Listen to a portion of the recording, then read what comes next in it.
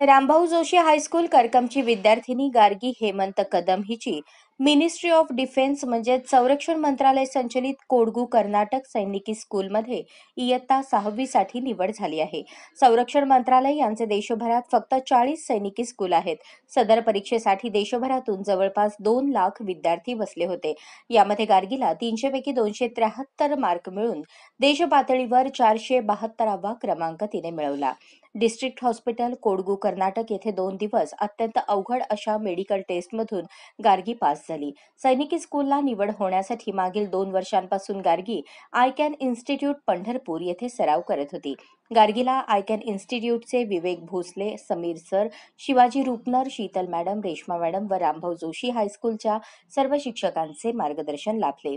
संरक्षण खात्यामध्ये अधिकारी व्हायचं असा गार्गी कदमचा मानस आहे।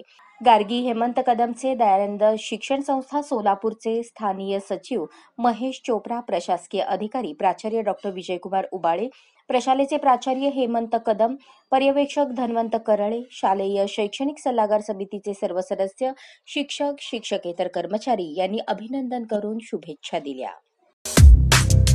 या बातमीपत्राचे प्रायोजक आहेत विराज मॉल। अशाच नवनवीन अपडेटसाठी जनता राज्य न्यूज चॅनलला सबस्क्राईब करा, लाईक करा आणि शेअर करायला विसरू नका।